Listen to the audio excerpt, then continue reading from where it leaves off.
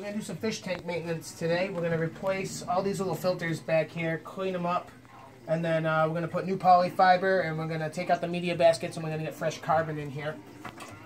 Now, I know a lot of people buy the pre-built cartridges. I don't do that. Mainly because I think polyfiber does a better job at catching the waste. Let me get that out of there.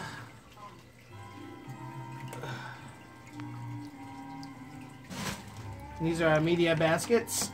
Basically, these guys are full of carbon. And just a little bit more polyfiber at the top to top them off. Now, I have a lot of fish in this tank. It's a 90 gallon. But with the amount of fish I have, I usually have to maintenance vacuum it twice a week and do its filters once every other week. Sometimes twice a week. I mean, sometimes once a week for the filters instead of every other week. It depends on how dirty they are. This filter right here is just a protein skimmer I got from somebody for a saltwater tank that I kind of just modified a little bit.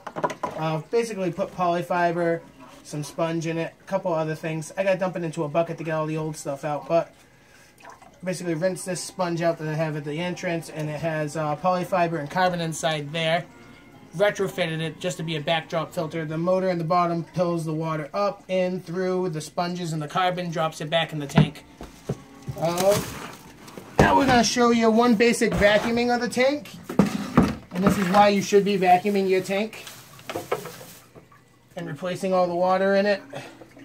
A 30% water change is recommended once a week. So every 2 weeks, depending on how many fish you have in your tank. I do bi-weekly water changes. I don't do 30% when I do the bi-weekly.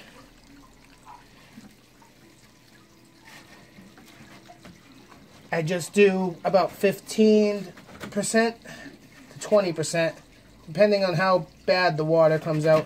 Now you want to get in there, and you really want to get underneath your gravel. Just don't vac the top of it. It's a common mistake. If you get up under the gravel, you'll see it'll start pulling in dark clouds of just gross. And you can start to see in our bucket here, you're going to see all the fish waste really start to come up. And when I get into the dark, dark pockets of fish waste, you'll see the water almost start to turn black. This is their usual feeding area, so it's usually the worst. Oh yeah, there it goes. That's some dark stuff right there. And then we're going to vac this out. We're going to use Startrite and a little bit of Aquarium salt when we get our water ready. We're going to try to match the water's temperature to the temperature of the water that's already in the tank so that we won't cause shock. Always use AquaSafe. Never use tap water on its own. You've got to get the chemicals out of there. It's either that or use bottled water if you have a very small tank. I just could not use bottled water with this tank because it's gigantic. I'm going to have to put about 20 gallons back into it. It's a big pile of fish waste there. And I'm going to vac it out. I'm going to take about 3 buckets of brown water out and put about 4 buckets of clean water in because we do have evaporation that happened before we start vacuuming. Now remember, you will have evaporation. If you have a saltwater tank, your evaporation will make your salinity spike. So make sure you check your salinity often if you have a tank that runs warm or if you just have a hot house. Alright guys, thanks for watching. I'll show you a video of what the tank looks like once the water settles and everything's all cleaned up. And the new filters have been running for 24 hours.